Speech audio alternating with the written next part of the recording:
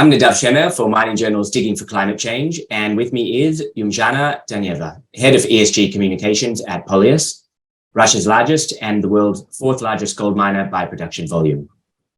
On August 16, Polyus unveiled its climate strategy, which was essentially an action plan to help it reach its midterm goal of reducing Scope 1 and 2 emissions by up to 40 to 50% by 2032 compared to the 2020 baseline level, and achieve net zero Scope 1 and 2 by 2050 in line with the goals of ICMM members.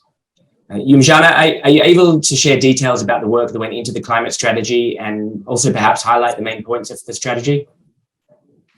Yes, thank you. Pleasure to meet you here.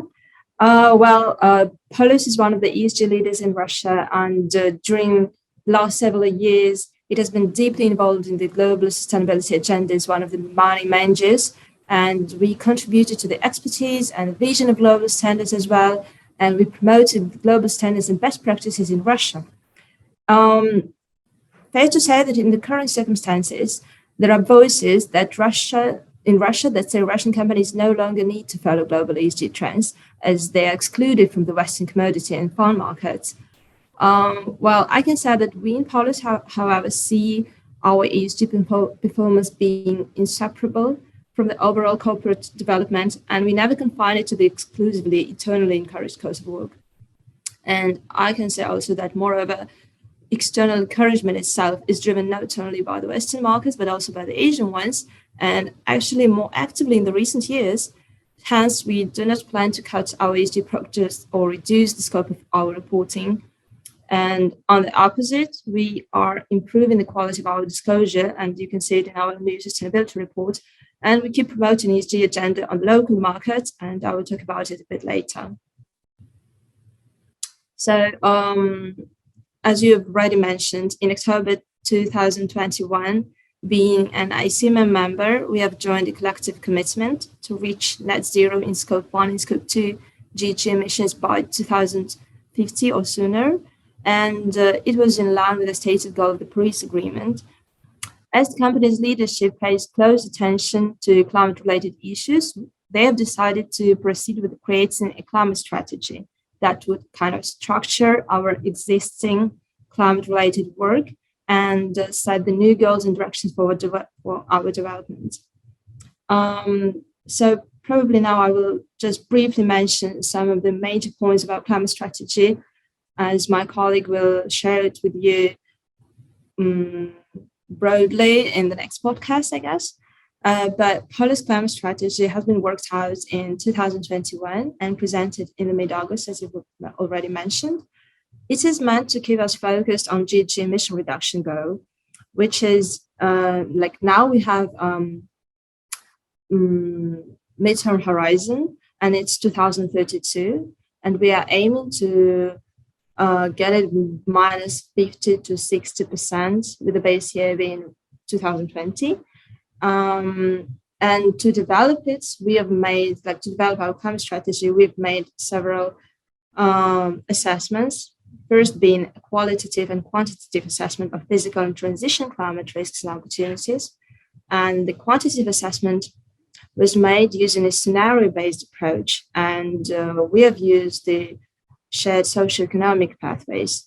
Each of the identified climate risks was evaluated by its probability and impact, and the risk factors with the greatest potential impact for us under these different scenarios are changing the number of days with extremely strong winds, changing in warm season precipitation, changing the number of days with extremely low temperatures, and water scarcity.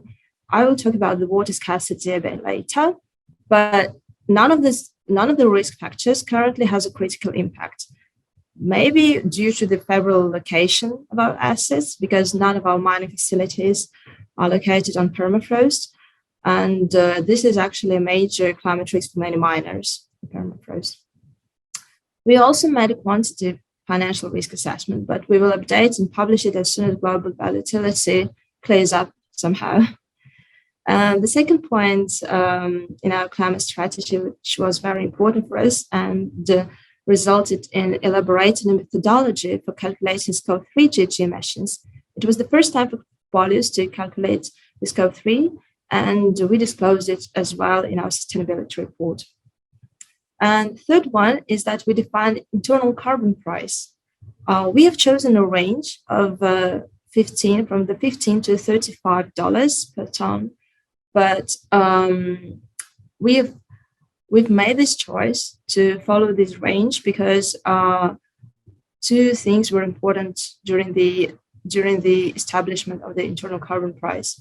First of all, there is currently no fixed carbon price in Russia, and we refer to the industry benchmarking to our global peers in gold mining industry and the Russian draft legislation. But we can say that once the carbon price will be officially established, we want to revise our assessment and probably stick to the national price. Among the results that we already have and that will support our climate strategy evolvement are that we are already on track with significant reduction of our carbon intensity, or we reduced it by 68% during the last 4 years. And the reduction in total GHG emissions was mainly achieved due to reduction in coal consumption. Actually, it's 37% less in 2021 compared to 2020. Probably you already know that we have 100% electricity, 100% renewable electricity consumption, and this was achieved due to increasing the share of hydropower and through purchasing of IREX certificates. One of our current challenges is boosting energy efficiency. And boosting energy efficiency is one of the ways on how to achieve the goals of our climate strategy. For that, we have established a special energy management body, and we elaborating Polyus energy efficiency program. We are kind of focusing on introduction of automated control system for fuel and energy resources now. That's probably it about the climate strategy in short and about how we're going to achieve the goals of it. If there is any questions or I can dwell upon something, you can ask. We mentioned you would like to talk more about water. I know that's a particular aspect of climate or climate resilience you've been focusing on. So you're able to share what you've been doing in the area of water management specifically. Well, yeah, like any mining company, Polyus requires water resources in its production processes, and primarily in for the hydrotransport system. That is why water shortage is one of the physical risks with the greatest possible impact that we have identified in our climate strategy. And we endeavor to minimize potential water shortage risks and go further than just complying with legal requirements. Our water-related goals and targets are often more stringent than required by law and international standards. In 2019 already, we launched a water campaign to regulate water management processes, and in 2021, published our first water report. The water campaign was recognized by many experts as best practice, which sets a new model for water management in Russian mining.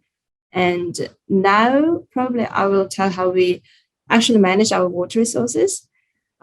First, we do not operate in areas where risks of water scarcity are high. This is probably the easiest one. The second one is that our key goal is to reduce the water intake from natural sources per unit of manufactured products. And we implement water-saving technologies, increasing the share of water reuse, replacing fresh water for recycled peat water in technological cycles. And also we have a closed water circulation system, and it's used on all of the Polyus production assets. As a result, in 2021, the share of water used was 93.36%. The last one, third, we advanced water treatment facilities at all our operations, and we refurbish them regularly. Effluent water is monitored in laboratories, which Polyus frequently upgrades to maintain the accuracy of measurements. So I can say that we kind of use technological and science-based approach to our water management.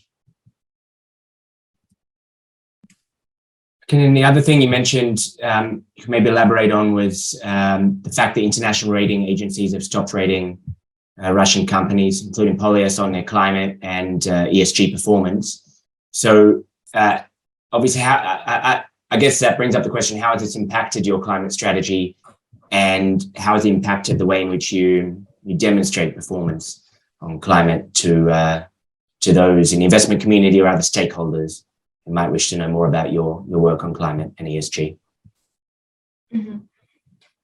Well, every year we're trying to improve our reporting in terms of the sustainability reporting, and also in terms of the additional reports like water report or climate strategy or other kinds of reports. And both our sustainability report and climate strategy are available on our website for all stakeholders. The sustainability report went through the public assurance procedure. And as for the climate strategy, we are ready to share experience with the investor, business, and media community in this new business season, taking part not only in the ratings still available for us, but also in forums and conferences. We are a part of the newly formed ESG Alliance. That is a voluntary union of Russian companies pursuing sustainable transformation of the Russian economy. And we will use the Alliance's framework to promote our experience in climate and our expertise in managing those climate-related issues. As you said, like, it's completely true that many international rating agencies have recently stopped assessing and rating Russian companies, but we continue to provide the data to those that still collect it without the assessing. And this year, we submit our data to CDP and FTSE Russell. We also continue to monitor any changes in the scoring systems of other ESG ratings to stay updated on the current disclosure requirements and just be ready to kind of, we report to the international ESG ratings for many years now, and we have internal systems. We've actually just finished creating an internal system for collecting all of the ESG data, especially for international ratings. And in terms of in the social terms, so we have a system that collects the HR data and other kinds of data, which should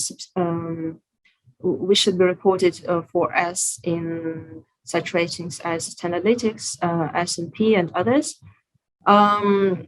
However, they have stopped assessing Russian companies, and we think that we should still develop our reporting and improve our reporting, because some Russian ESG ratings have started expanding, and we are looking forward to participate in those kind of ratings. As we think that in the current situation, they have better access to information of the Russian companies and can closer assess our performance and complies with the Russian regulation. So all in all, we want to continue to improve our disclosure, and we look forward to participate in more ratings and to share our expertise and our data with the investor community and just with all other shareholders.